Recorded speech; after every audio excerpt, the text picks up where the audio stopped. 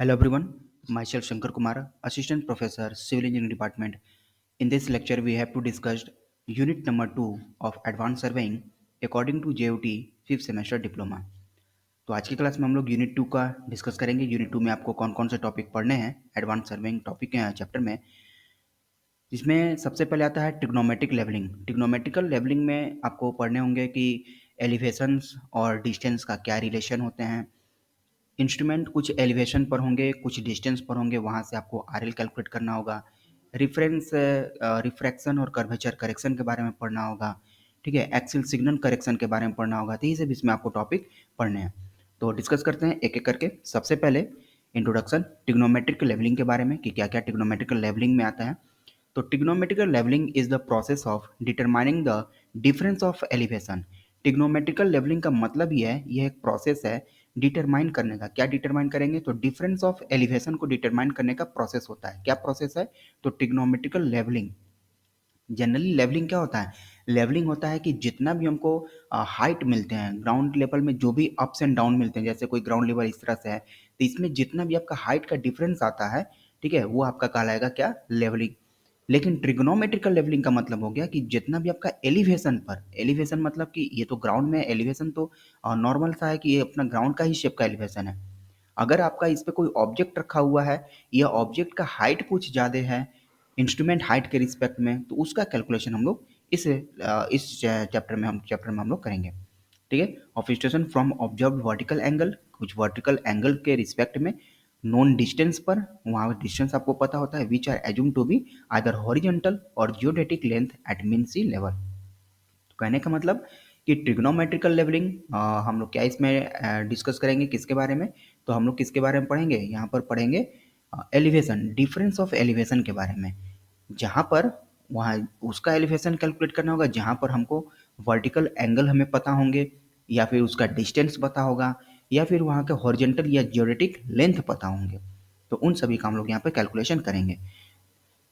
देखते हैं इसमें कुछ डिफरेंट केस जनरेट होते हैं with base accessible and base inaccessible for distance and elevation measurement.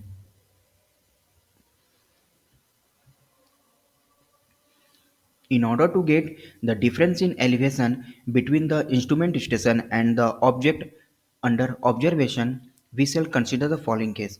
मतलब कहने का कि आपको base इनएसेसिबल and base accessible and base इनएसेसिबल का केस यहाँ पर जनरेट होगा। किस दरमियान जनरेट होगा? तो डिस्टेंस कैलकुलेट करने के लिए और एलिवेशन मेजरमेंट के दरमियान हमको दो केस जनरेट होते हैं। एक होगा कि बेस जिसका एक्सेसिबल रहेगा, और दूसरा होगा जहाँ पर बेस आपका इनएक्सेसिबल होगा। कहने का मतलब हम इस चीज़ को डायग्राम से समझते हैं। तो पहला केस देखते हैं, base of the object accessible. तो एक आपके पास में ऐसा आपका कुछ इमेज है। कहने का मतलब कि लेवलिंग में जब आप लेवलिंग पढ़े होंगे तो दो तीन चीज़ें आपको याद आ जाएंगी, अभी हम आपको बताते हैं। इसको कहा जाता है लेवलिंग स्टाफ। इसको कहते हैं लेवलिंग स्टाफ, जिस पर मार्किंग किया हुआ रहता है। ये आपका आ गया ट्राइपॉड स्टैंड, और ये आ गया आपका इंस्ट्रूमेंट। मतलब जो भी डंपी लेवल है, थियोडोलाइट है, जो भी है आपका डंपी लेवल में, तो इस तरह से टेलीस्कोप जो ऊपर की तरफ नहीं जाता है, थियोडोलाइट में जाता है। तो आपका ये इंस्ट्रूमेंट है। तो इंस्ट्रूमेंट ये ट्राइपॉड स्टैंड है। तो ये लेवलिंग स्टाफ है। लेवलिंग स्टाफ है, जितना इसका हाइट आता था, इस लेवलिंग स्टाफ का जितना हाइट आता था उसको हम लोग हाइट ऑफ इंस्ट्रूमेंट कहते थे वहाँ पर। ठीक है। तो पहला केस आपका क्या जनरेट हुआ कि base of the case accessible, यानी कि जो बेस है ऑब्जेक्ट का बेस, या ऑब्जेक्ट कौन है? ये तो इंस्ट्रूमेंट हो गया। ऑब्जेक्ट कौन सा? देखिए, एफ से ए से एफ क्या है? आपका ये ऑब्जेक्ट है। तो इसका जो बेस है, इस ऑब्जेक्ट का जो बेस है जहां पर इसको रखा हुआ है, ये एक्सेसिबल, यानी कि इसका हम पहुंच सकते हैं, एक्सेस कर सकते हैं, इसे यहाँ पर हम जा सकते हैं। तो जब जा सकते हैं तो ऑब्जेक्ट का, सॉरी, आपका इंस्ट्रूमेंट का जहाँ का बेस है, तो यहाँ से जब हम पहुंच सकते हैं तो इसका डिस्टेंस हम इजीली मेजर कर सकते हैं। ठीक है, यहाँ से डिस्टेंस हम इसको नाप सकते हैं with the help of chain या टेप से। जब हम ये डिस्टेंस नाप लेंगे तो हमारा मकसद क्या है? हमारा मकसद है कि आर एल निकालना है पॉइंट एफ का। कहा जाएगा कि इस इंस्ट्रूमेंट का आप हाइट बताइए, इस ऑब्जेक्ट का आप हाइट बताइए, या फिर ये पूछा जाएगा कि एफ पॉइंट का आर एल बताइए, क्योंकि जहाँ पर हम लोग लेवलिंग करते हैं उस पॉइंट का आर एल हमको पता होता है। तो यहाँ का आर एल पता होगा। अगर पूछेगा कि हाइट ऑफ इंस्ट्रूमेंट अगर जोड़ देंगे तो हम कहाँ तक पहुँच जाएंगे? आर एल यहाँ तक का पता हो जाएगा। आर एल मतलब क्या होता है? हाइट ही तो होता है। जहाँ पर जोड़ेंगे वहाँ का हमको आर एल का वैल्यू पता हो जाएगा। तो अगर अब हम एच की वैल्यू अगर यहाँ से निकाल लेंगे तो एफ का आर एल हमें पता चल जाएगा। तो कहने का मतलब कि आपको आपको यहाँ पर डिफरेंट डिफरेंट केस जनरेट होते हैं और सभी केस में काम एक ही है, आपको सबका क्या निकालना है, आर एल निकालना है। तो इस डायग्राम में ये पहला केस क्या जनरेट होता है, पहला केस कहता है कि जो ऑब्जेक्ट है ए एफ, आपका ये ऑब्जेक्ट है, इसका जो बेस है वो एक्सेसिबल है। एक्सेसिबल होने का मतलब कि हम यहाँ पहुँच सकते हैं, पहुँच सकते हैं तो इसका डिस्टेंस भी हम मेजर कर पाएंगे। मेजर कर पाएंगे तो देखिए यहाँ से एक ट्रायंगल बनता है, कौन ट्रायंगल, तो यहाँ से एफ सी और ई ये एक छोटा सा ये ट्रायंगल बना। इस ट्रायंगल में यहाँ पर एंगल, क्योंकि यहाँ से ऊपर देखेंगे तो यहाँ पर एंगल बनेगा, इस एंगल को माना गया है क्या, थीटा माने हुए हैं। ठीक है, हमारा पर्पस क्या है, एच कैलकुलेट करना, ताकि हम उसमें जोड़ें तो एफ आ जाएगा। तो इस ट्रायंगल, कौन सा triangle, triangle C E F triangle में हम अप्लाई करेंगे tan थीटा। तो एच की वैल्यू जो आएगी, एच की वैल्यू जो आएगी एफ ई, यानी एफ से ई डिस्टेंस होगा, इसमें tan थीटा अप्लाई करेंगे। हम जानते हैं tan थीटा,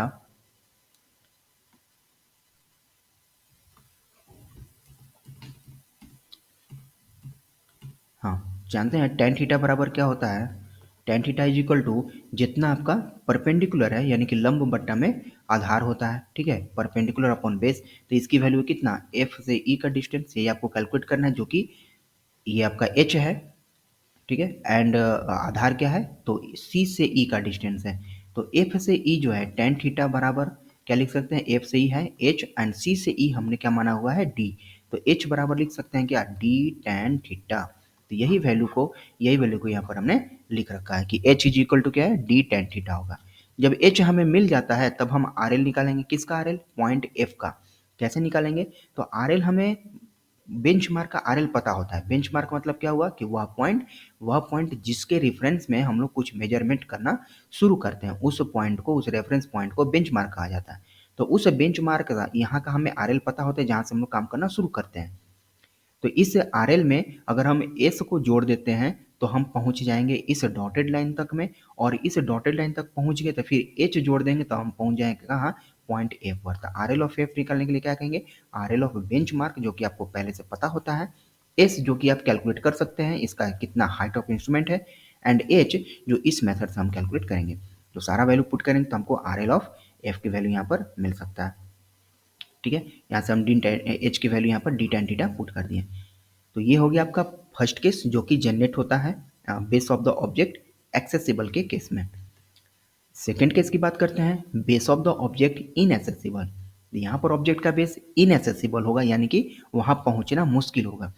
तो इसमें आपका दो केस जनरेट होगा। क्या, कौन कौन केस जनरेट होगा, कि instrument station in the same vertical plane as the elevated object, और दूसरा होगा कि आपका सेम वर्टिकल प्लेन में नहीं होगा, डिफरेंट प्लेन में होगा। तो कहने का मतलब इस डायग्राम से समझते हैं। देखिए, जब यहाँ पर बेस ऑफ द ऑब्जेक्ट कौन सा है, अगेन ऑब्जेक्ट हमारे पास कौन सा है, ए डैश एफ, ये हमारे पास में ऑब्जेक्ट है। ये ए डैश से एफ तक का ये इतना बड़ा ये क्या है, ये इसका ऑब्जेक्ट है। तो इसका बेस यहाँ पर है, ये जमीन में धंसा हुआ है, और ये आपका एलिवेशन पर भी है। तो यहाँ पहुँचना मुश्किल है। हम यहाँ पर से चेन तो लगाएंगे, यहाँ तक पहुँचेंगे, फिर हम तो चेन या टेप से यही ना डिस्टेंस नाप पाएंगे। इसमें ज़मीन में अंदर तो हम तो जा नहीं पाएंगे, अंदर पेंट्रेट हो नहीं पाएगा, तो इसलिए हम यहाँ से डिस्टेंस नाप नहीं पाएंगे। तो हम इस डिस्टेंस को मान ले क्या है, कैपिटल डी। लेकिन ये तो डिस्टेंस नाप सकते हैं, स्मॉल डी तो नाप सकते हैं। दो इंस्ट्रूमेंट हम लगा देंगे। एक इंस्ट्रूमेंट से हमारा काम नहीं चल रहा था, तो हमने क्या किया कि दो इंस्ट्रूमेंट हमने इसके साथ में लगाया। तो दूसरा केस यही जनरेट होगा कि पहला केस, देखिए एक तो केस बन गया आपका, बेस क्या है, इनएसेसिबल है, एसेसिबल नहीं है, दूर ही है, इसमें जा नहीं सकते हैं। तो इसमें जब जा नहीं सकते तो इसमें हमने क्या किया, एक एक्स्ट्रा हमने उपाय लगाया। क्या उपाय लगाया, कि एक दूसरा इंस्ट्रूमेंट को इसके साथ में रखा। तो ये दूसरा इंस्ट्रूमेंट ऐसा भी हो सकता है कि ये दूसरा इंस्ट्रूमेंट आप इसको समतल वाले प्लेस पर रखे हो एक बार। ऐसा भी हो सकता है कि दूसरा इंस्ट्रूमेंट जो है ये ऊपर वाले प्लेस पर हो, ये जितना ये आपका एलिवेशन है यहाँ भी हो सकता है, यहाँ से भी तो हम इसको देख सकते हैं। तो ये हम यहाँ पर दो केस ऐसा जनरेट फिर से होता है। तो इस पहले केस में हम लोग क्या देखते हैं कि एक इंस्ट्रूमेंट को हमने समतल वाले प्लेस पर रखा, O1 से उसको देखे ऊपर तो ये एंगल बनाता है θ1। O2 से जब हमने इसको बाइसेक्ट किया ऊपर देखा तो यहाँ बनाता है θ2। अब यहाँ पर दो ट्रायंगल फिर से जनरेट होते हैं। एक ट्रायंगल बनता है F O1 and A dash, ये ट्रायंगल आपका एक जनरेट होता है, ठीक है। दूसरा ट्रायंगल कौन जनरेट हुआ? दूसरा ट्रायंगल कौन जनरेट हुआ, देखिए इसको मिटाते हैं। दूसरा ट्रायंगल आता है F O2 and A dash. ये दो ट्रायंगल यहाँ पर जनरेट होते हैं और दोनों ट्रायंगल के हेल्प से हम यहाँ कैलकुलेट करेंगे एच की वैल्यू और फाइनली पहुँचेंगे हम पॉइंट एफ पर। करना क्या है, instrument axis at same level. देखिए इंस्ट्रूमेंट का जो एक्सेस है, एक्सेस का मतलब क्या होगा कि उसका जो एक्सिस है, टेलीस्कोप का एक्सिस वो सेम लेवल पर है। ये इंस्ट्रूमेंट का टॉप पॉइंट का जो एक्सिस है इंस्ट्रूमेंट का, ये दोनों सेम लेवल पर रहे तब का केस।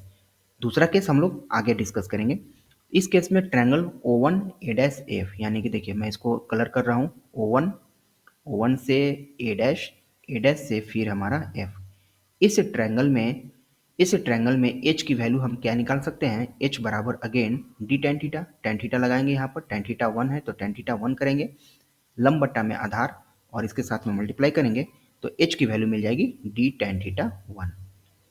अब हम बात करते हैं दूसरे वाला ट्रायंगल में। सेकेंड वाला ट्रायंगल जो है O2 ए डैश एफ, इसको मैं मिटाता हूँ। सेकेंड ट्रायंगल O2 से ए डैश एंड ए डैश से एफ का, इस ट्रायंगल की बात की गई है। इस ट्रायंगल में अगेन एच की वैल्यू हम कैलकुलेट कर सकते हैं क्या, तो यहाँ पर D plus D, small D plus capital D tan theta में आ जाएगा। क्यों? क्योंकि इस ट्रायंगल में आपका ये हो जाएगा लंब की वैल्यू और यहाँ से टोटल हो जाएगा ये आधार की वैल्यू।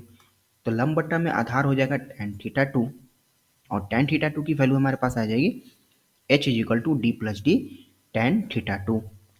ठीक है, अब दोनों ही एच क्या है, बराबर है, तो दोनों ही डी वाले पार्ट को हम भी इक्वेट कर सकते हैं। तो जब इन दोनों को इक्वेट करेंगे 1 और 2 के हेल्प से, तब ये दोनों आपस में बराबर होंगे और यहाँ से हम वैल्यू कैलकुलेट कर लेंगे डी का, कैपिटल डी का वैल्यू यहाँ से कैलकुलेट कर लेंगे जो कि हम कैलकुलेट नहीं कर सकते थे। ये देखिए स्मॉल डी तो कैलकुलेट कर सकते हैं ना, यहाँ से चेन या टेप से ये दोनों तो आपस में है, आपस में हम नाप सकते हैं चेन या टेप से। यहाँ पर जो एंगल हम ऊपर देखेंगे एंगल हमें पता चल ही जाएगा, इस एंगल को भी देखेंगे तो ये एंगल भी हमें पता चल ही जाएगा। तो θ1 θ2 पता चल जाएगा, डी हमें कैलकुलेट करके मिल जाएगा, तो हम कैपिटल डी यहाँ से कैलकुलेट कर सकते हैं। अब हमारा काम क्या है, एफ तक पहुँचना। एफ तक पहुँचने के लिए क्या करेंगे कि जो आपका बेंचमार्क है, बेंचमार्क में जोड़ेंगे एस की वैल्यू को, पहुँच जाएंगे इस डॉटेड लेवल तक और डॉटेड लेवल में अगर हम एच जोड़ देते हैं तो हम पहुँच जाएंगे कहाँ पे, पॉइंट नंबर एफ पर। ठीक है, तो एच में जोड़ने के लिए एच की वैल्यू होनी चाहिए, एच बराबर लिखेंगे डी टेन थीटा, तो डी की वैल्यू इतनी आ गई है तो क्या लिख सकते हैं, एच बराबर डी के जगह पर लिखेंगे D tan theta 2 divide by tan theta 1 minus ten theta 2, ये आ गया डी की वैल्यू और पहले से था टेन थीटा 1। ठीक है, तो यानी कि हमको एच की वैल्यू निकालना होगा, तो एच की वैल्यू हम कुछ ऐसा लिख सकते हैं। तो आर एल में उस सूत्र को जोड़ देंगे, एच बराबर डी टेन थीटा 1 होता है, फिर एच की वैल्यू हम इतना पुट करेंगे, हमारा एच मिल जाएगा। तो इस तरह से हम पॉइंट नंबर एफ पर पहुंच सकते हैं। तो ये था आपका सेकंड केस जिसमें आपका इंस्ट्रूमेंट जो एक्सिस था सेम लेवल पर था। अब इसका दूसरा केस देखते हैं। दूसरा केस में कहता है कि इंस्ट्रूमेंट का एक्सिस जो है सेम लेवल पर नहीं होगा, ये डिफरेंट लेवल पर होगा। तो depending upon the ground condition following cases में अराइज, इसमें दो कंडीशन फिर से जनरेट होते हैं। कौन कौन से केस जनरेट होंगे, तो एक तो हो गया डिफरेंस, मतलब कि पहले केस में क्या देखें कि इंस्ट्रूमेंट एक्सिस आपका क्या था, सेम लेवल पर था। कहा कि इसके अलावे एक इंस्ट्रूमेंट हमको और चाहिए इसको कैलकुलेट करने के लिए, तो एक इंस्ट्रूमेंट या तो आप इसको सेम लेवल पे रख सकते हैं या तो यहाँ नहीं रख करके आपका प्लेन ऐसे है तो चाहे तो इसको आप ऊपर रख सकते हैं। अब ऊपर रखने के दौरान ये भी होता है, O1 ये है, O2 ये है, ऊपर रखने के दौरान ये होता है, O2 कहता है कि नहीं हम ही ऊपर थोड़े रहेंगे, तुम भी तो ऊपर जा सकते हो। तो इसमें एक बार ऐसा होगा कि O1 नीचे रहेगा, O2 ऊपर रहेगा, और एक बार ऐसा केस जनरेट होगा जिसमें O2 नीचे जाएगा और O1 ऊपर आ जाएगा, ये O1 ऊपर आ जाएगा। तो इसमें भी अगेन दो केस यहाँ भी जनरेट होते हैं। ठीक है, तो इस तरह से हम इसको आगे हम सॉल्व करेंगे। देखते हैं इसका डायग्राम, तब जाके आपको और क्लियर होगा। ये जो केस है सेम लेवल पर है नहीं, दो अलग अलग इंस्ट्रूमेंट का दो अलग अलग एक्सिस है। तो इसमें क्या हुआ है कि O2 हायर है, O2 क्या है, हायर है, किसके रिस्पेक्ट में, O1 के रिस्पेक्ट में, O1 के रिस्पेक्ट में O2 हायर है। दूसरा केस क्या बनेगा, O2 लोअर होगा, O1 ऊंचा पर होगा। तो पहले तो आपको केस समझ में आना चाहिए, उसके बाद इसमें हम ट्रिग्नोमेट्रिक इक्वेशन लगाएंगे, उसको सॉल्व करेंगे। यहाँ भी अगेन बेस इनएसेसिबल का केस है, यहाँ भी बेस आप देख लीजिए इनएसेसिबल है। ऑब्जेक्ट यहाँ पर कौन सा है, ए डबल डैश एफ, यहाँ पर क्या है, ऑब्जेक्ट है, जो कि यहाँ पर हम पहुँच नहीं सकते हैं।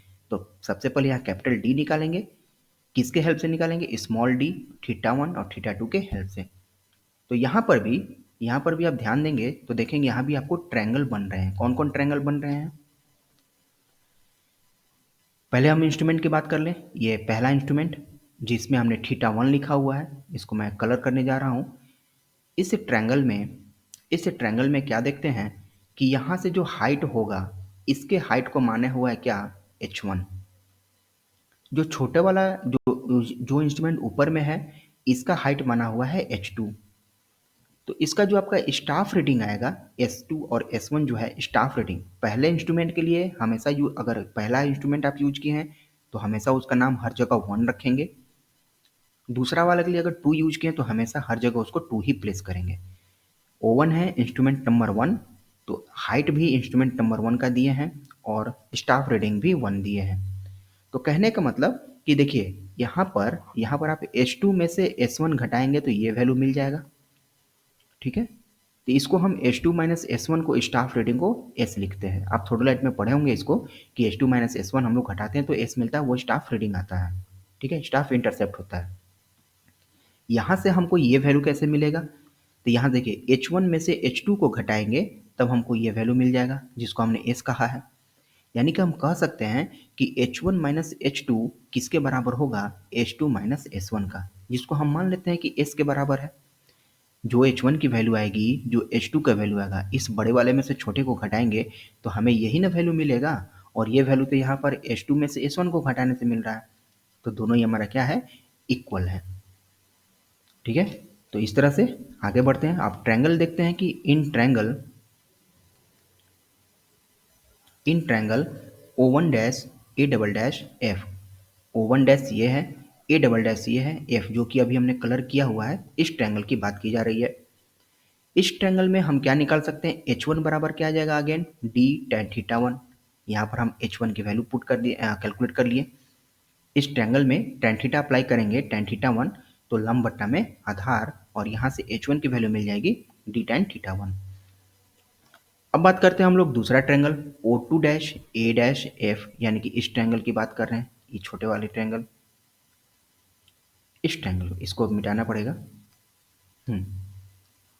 इस ट्रायंगल की बात किए तो इसमें आपको क्या दिखेगा, यहाँ से टोटल डिस्टेंस क्या काउंट होगा, d plus D, small D plus capital D count हो गए, और H2 आएगा। तो यहाँ से H2 हम कैलकुलेट किए d plus D tan theta 2। Distance यहाँ पर क्या होगा, इसे थोड़ा सा ज़्यादा हो जाएगा, क्यों, d इसमें जुड़ जाएगा। तो यहाँ से H1 निकालिए, यहाँ से H2 निकालिए।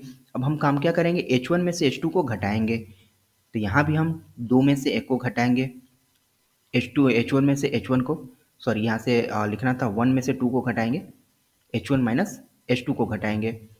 तो इस वैल्यू को जब घटाएं तब ये H2 में से S1 यानी कि हमको S के बराबर आएगा, और इसमें हम चीज़ों को कॉमन करना शुरू किए। देखिए यहाँ से इसको हमने सेम रखा, इसको tan थीटा 2 के साथ मल्टीप्लाई किए और इसको इसके साथ मल्टीप्लाई किए, फिर हमने कॉमन लिया और ये S के बराबर ये वैल्यू हमको मिल जाता है।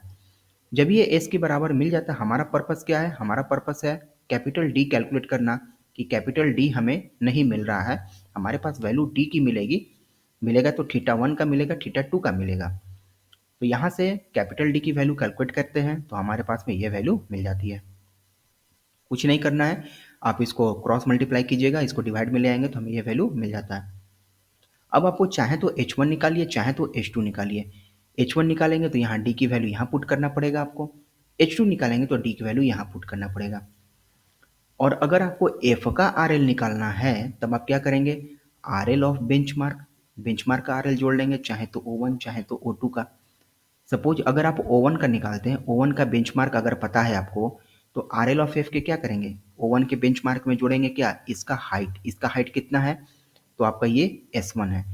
तो यहाँ के बेंचमार्क में S1 जोड़ेंगे और S1 में हमको H1 जोड़ना पड़ेगा, तब हम पहुंच जाएंगे पॉइंट नंबर F पर। जैसे हाँ, H1 बराबर डी टेन थीटा वन, तो यहाँ से हमको H1 की वैल्यू यहाँ से इतनी मिल जाती है, जो कि आपका हो जाता है इतना। आर एल ऑफ एफ निकालेंगे, R L of bench mark plus S1 plus H1। देखिए आर एल कैलकुलेट करने के लिए आप सिर्फ इतना ध्यान रखें कि आर एल का मतलब होता है हाइट, और हाइट जैसे जैसे जोड़ते जाएंगे हम ऊंचाई पे पहुंचते जाएंगे।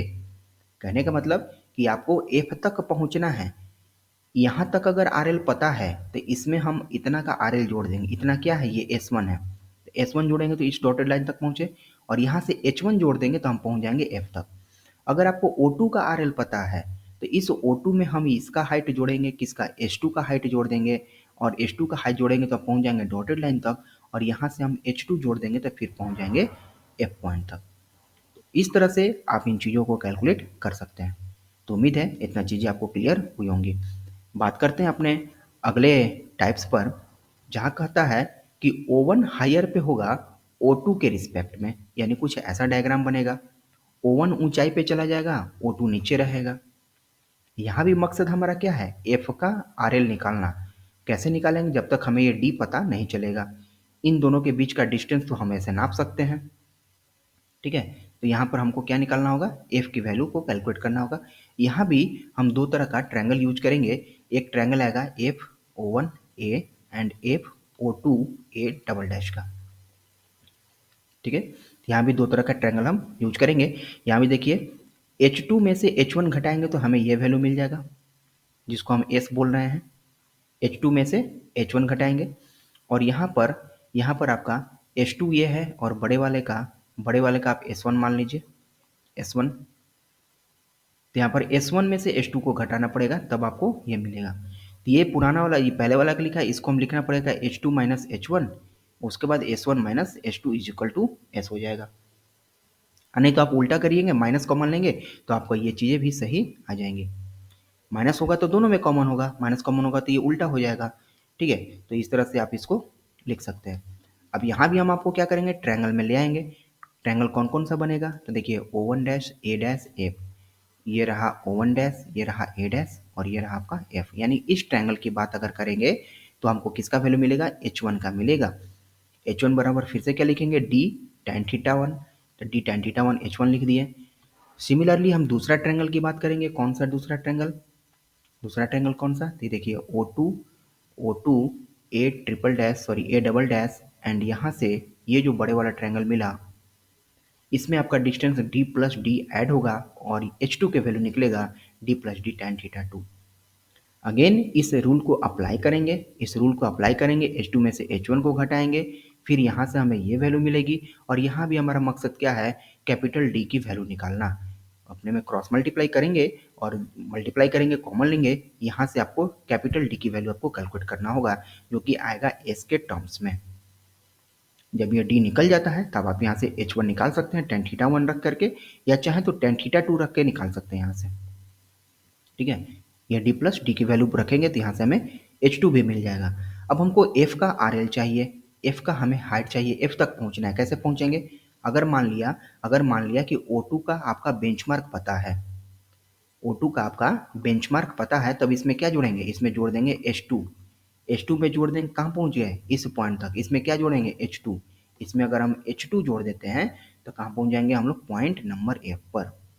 अगर बात कर लेते हैं कि अगर आपको O1 का बेंचमार्क पता है, यहाँ का आपका RL पता है, तो क्या लिखेंगे, बेंचमार्क में क्या जोड़ेंगे, इतना हाइट क्या है, ये आपका तो S है, यानी तो यहाँ से आपका हाइट इसको ले लीजिए। टोटल में से यहाँ से नीचे से तो काउंट होगा नहीं, यहीं से काउंट करेगा, तो उसको जोड़ने के बाद आप पहुँच जाएंगे कहाँ, H1 पे, और H1 जा करके आप इसमें ऐड कर देंगे, तब आप पहुँच जाएंगे पॉइंट नंबर F पर। तो वही काम यहाँ भी किया गया है, H1 की वैल्यू निकाला गया है। इसमें D tan थीटा वन जितना भी आपका वैल्यू है इसमें ऐड कर देना होगा आपका tan थीटा वन, तो आपका मिल जाएगा H1 की वैल्यू, और यहाँ से फिर आप RL की वैल्यू यहाँ से कैलकुलेट कर सकते हैं, ठीक है। तो ये आपका केस बना। सेकंड नंबर केस में दो टाइप उधर थे, दो टाइप इधर, टोटल चार टाइप यहाँ के हो जाते हैं। बात करते हैं अपने अगले केस की, case number third. Base of the object inaccessible, instrument station not in the same vertical plane. कहने का मतलब कि आपका इंस्ट्रूमेंट स्टेशन जो होंगे वो सेम वर्टिकल प्लेन में नहीं होगा। ये भी इनएसेसिबल का ही केस है, लेकिन यहाँ सेम वर्टिकल प्लेन में नहीं होगा, यहाँ वर्टिकल प्लेन ही अलग होगा। कहने का मतलब इस डायग्राम को देखिए और उसको इमेजिन करने का कोशिश कीजिए। ये आपका ग्राउंड लेवल है, ये आपका ग्राउंड लेवल है, एक इंस्ट्रूमेंट यहाँ रखा हुआ है, तो ये जमीन पर आपस में एक दूसरा से इस तरह से ट्रायंगल बनाते हैं। तो आपका ये ऑब्जेक्ट का हाइट देखिए, एफ से ए डैश तक का ऑब्जेक्ट का हाइट। तो एक बार इसका जो एंगल बनेगा, यहाँ पर जो आप इंस्ट्रूमेंट रखे हैं, जो थियोडोलाइट रखे हैं, यह तो ऑब्जेक्ट का जो टॉप पॉइंट है यहाँ से भी हाइट बनाएगा, सॉरी एंगल बनाएगा। और ये जो है आपका जो थियोडोलाइट, ये इसके बेस से, इसका बेस जो है, ये बेस से भी एंगल यहाँ पर बनाता है। ठीक है, तो ये दोनों एंगल यहाँ पर आपको क्रिएट होते हैं, इन दोनों एंगल के रिस्पेक्ट में आपको वैल्यू को कैलकुलेट करना पड़ेगा। तो ये जो सबसे पहले आपका जो बेस क्रिएट कर रहा है ना, ये बेस में जो एंगल, ऑब्जेक्ट आपके पास कौन सा है, देखिए ऑब्जेक्ट है ए डैश एफ, यही ऑब्जेक्ट है आपका। तो एक बार इसके बेस से क्रिएट करेंगे, ठीक है, और दूसरी बार इसके हाइट से क्रिएट करेंगे। तो ये जो आपका ट्रायंगल जमीन पे बन रहा है, दो इंस्ट्रूमेंट जो है सेम वर्टिकल प्लेन में नहीं है। इंस्ट्रूमेंट स्टेशन जो है, ये अलग अलग वर्टिकल प्लेन में है, सेम वर्टिकल प्लेन में नहीं है। अब तक जितना किए थे उसका वर्टिकल प्लेन सेम था, ये दोनों का वर्टिकल प्लेन अलग अलग है। तो इसके बीच में तीन एंगल बनाए हैं, एक बना है यहाँ पर थीटा, एक बना है यहाँ पर अल्फा, और दूसरा बना है यहाँ पर बीटा। त्रिभुज के अंतः कोणों का योग होता है 180 डिग्री, यानी कि अगर हम पूछें तो theta plus alpha plus beta किसके बराबर होगा, 180 के बराबर होगा। अगर किसी की वैल्यू इसमें आप मानते हैं, अगर पूछे यहाँ से अल्फा प्लस बीटा बताइए क्या होगा, तो क्या लिखेंगे, 180 माइनस थीटा, ये आप लिख सकते हैं अल्फा प्लस बीटा के बराबर। ठीक है, तो इसको सॉल्व करने के लिए आपको ट्रायंगल देखना पड़ेगा, कौन, O1 O2 ए डैश। ये रहा आपका O1, ये रहा आपका O2 एंड ये रहा आपका ए डैश, यानी कि जो अभी ट्रायंगल बनाए हैं इसी के बारे में बात किया है। एंगल कहाँ है निकालने हैं, O1 A dash O, O1 A dash and O, यहाँ कोई O है आपका, यहाँ पे वैल्यू है इसके बारे में। तो एंगल यहाँ का कहा है, तो एंगल यहाँ का हमने निकाला क्या, थीटा, जो 180 में से अगर हम अल्फा प्लस बीटा घटा दें तो हमें क्या मिल जाएगा, थीटा के वैल्यू। यहाँ से, यहीं से आप देख लीजिए, यहाँ से हमको थीटा निकालना हो तो क्या करेंगे, 180 में से अल्फा प्लस बीटा को घटा देंगे तो हमें थीटा मिल जाएगा। तो ये वैल्यू आ जाता है आपका थीटा। अब इस ट्रायंगल में, अभी जो इंटरनल जो आपका ट्रायंगल दिया है, इसमें हम लोग साइन रूल अप्लाई कर सकते हैं। ठीक है, और साइन रूल अप्लाई क्यों करेंगे, क्योंकि हमको डिस्टेंस पता चलना है। अच्छा, ये O1 से O2 का जो डिस्टेंस है, ये हमने माना है स्मॉल डी। क्यों, क्योंकि दो इंस्ट्रूमेंट जो अलग अलग वर्टिकल प्लेन में हैं, इसको तो मेजर कर सकते हैं, और यह मेजर होगा तो टेप या चेन से मेजर होगा, तो इसके लिए हमने डिस्टेंस माना हुआ है स्मॉल डी। तो जब O2 O1 पता है, इन सब के बीच का एंगल हम पता कर ही सकते हैं, तो O2 से ए डैश भी पता चल सकता है एंड O1 से ए डैश भी पता चल सकता है बाय अप्लाइंग साइन रूल। तो इसमें हम लोग साइन रूल अप्लाई करते हैं, और साइन रूल अप्लाई करके हम किसका किसका वैल्यू निकालेंगे, O2 ए डैश का, O1 ए डैश का। क्यों, क्योंकि O1 O2 जो D के बराबर है, इसकी वैल्यू तो हमें पता चल जाती है, चेन या टेप से हम नाप लेंगे, दोनों आपका अलग अलग वर्टिकल प्लेन में है, तो इसके बीच की दूरी नापी जा सकती है। तो यहाँ से वैल्यू को कैलकुलेट करेंगे, एक बार इसको इक्वेट करेंगे इसके साथ, एक बार इसको इक्वेट करेंगे इसके साथ, और यहाँ से वैल्यू मिल जाती है हमारी इतनी, O2 ए डैश की। इसी तरह से O1 ए डैश की वैल्यू भी यहाँ से हमें मिल जाती है। इसकी वैल्यू हमने क्यों कैलकुलेट किया, यह भी आगे आपको पता चलेगा। इसके बाद हम देखते हैं H1 की वैल्यू निकालेंगे। H1 क्या है, देखिए H1 है F से A डबल डैश की वैल्यू, यानी H1 किसके बराबर है, A double dash F, A double dash यहाँ से A डबल डैश F से, ये आ गया हमारा H1। अब यह H1 जो है, ये H1 जो है, देखिए पूरा आपको मिटाना पड़ेगा। ये H1 आपका किसी के साथ सिमिलरिटीज रखता है, किसके साथ सिमिलरिटीज रखता है, उसकी वैल्यू को आपको इक्वेट करना पड़ेगा। H1 किसके बारे में बात कर रहे हैं? H1 देखिए, H1 यहाँ से F से लेकर के A डबल डैश, ये जो वर्टिकल हाइट है, हाँ यहाँ से इसकी बात की जा रही है जिसको हमने अभी कलर किया। इसमें कहता है कि ये जो O1 से A डैश, यानी कि जो O1 A डैश की वैल्यू होगा वो आपका आएगा O1 A double dash, O1 O dash और A डबल डैश, यानी कि यह जो लाइन होगा, जो मैं अभी डार्क कर रहा हूँ, यह लाइन इस लाइन के बराबर होगा। ये हो गया पहले वाला केस। दूसरे वाला केस के लिए, दूसरे वाले इंस्ट्रूमेंट के लिए कहता है कि यह जो लाइन होगा इस लाइन के बराबर होगा। ठीक है, यह एक वर्टिकल प्लेन में है जिसमें जिसमें आपको एक बार इंस्ट्रूमेंट के बेस से एंगल क्रिएट किया गया है और एक बार ऑब्जेक्ट के और टॉप पार्ट से इसका एंगल को यहाँ से मेजर किया गया है। तो यहाँ से दो केस जनरेट होता है। तो पहले केस में कहा कि आपका ए डबल डैश एफ जो है H1 के बराबर, इसमें कहता है A double dash O dash tan theta, यानी कि जो आपका ये ट्रायंगल बना, इस ट्रायंगल में ये जो ट्रायंगल है, इस ट्रायंगल में हम यहाँ पर θ1 अप्लाई किए हैं। यहाँ से आपका डिस्टेंस क्या है? ए डबल डैश ओ, ये डिस्टेंस क्या है? A double dash O. तो यहाँ से हमें H1 की वैल्यू निकलेगी A double dash O tan theta, A double dash O tan θ1, ये निकला। अब यहाँ कहता है कि ए डबल डैश ओ जो वैल्यू है, ए डबल डैश ओ, यानी कि यहाँ से इसकी जो डिस्टेंस है ये किसके बराबर होगा? इस डिस्टेंस के बराबर होगा, जो कि हम अभी साइन रूल अप्लाई करके ये वैल्यू हमने कैलकुलेट कर रखा है। ठीक है, ये चीज़ कहने की कोशिश कर रहे हैं। तो यहाँ से आप चीज़ों को इक्वेट करके वैल्यू को रख सकते हैं। सिमिलर केस बनेगा आपका दूसरे वाले ट्रायंगल के साथ। सिमिलर केस आपका बनता है सेकंड वाले ट्रायंगल के साथ। कौन सा ट्रायंगल है भाई? तो H2 की वैल्यू, H2 देखिए कहाँ निकलेगा? इस ट्रायंगल में। इस ट्रायंगल में आपका H2 कैलकुलेट होगा। इसमें कहता है कि यह जो लाइन है जिसको मैं डार्क कर रहा हूँ, यह लाइन किसके बराबर होगा? इस लाइन के बराबर होगा, जिसको हमने साइन रूल अप्लाई करके इसको हमने कैलकुलेट कर रखा है। ठीक है, तो यहाँ से ये चीज़ें आपका कैलकुलेट हो सकती हैं। तो इसमें हमने H2 निकाला, ए ट्रिपल डैश एफ। H2 किसके बराबर है? ए ट्रिपल डैश, ये रहा ट्रिपल डैश और ये रहा एफ। इस हाइट के ये बराबर होंगे और यहाँ से हम निकालेंगे तो ये टोटल डिस्टेंस, यहाँ से ये टोटल डिस्टेंस कितना है? ए ट्रिपल डैश एंड O2, और यह किसके बराबर होगा? ए डैश O2 के, ये ए डैश O2 के ये बराबर होगा, यानी कि यह लाइन इसके बराबर होंगी, यह जो लाइन है इस लाइन के बराबर होगा। तो यही चीज़ को अप्लाई करने के बाद हमने यहाँ पर इक्वेट किया और इक्वेट करके यहाँ पर इक्वेट करने के बाद H1 और H2 की वैल्यू को कैलकुलेट किया। फिर से वही प्रोसीजर करेंगे। अब देखिए इसको हमें कैलकुलेट करना होगा। क्या करेंगे?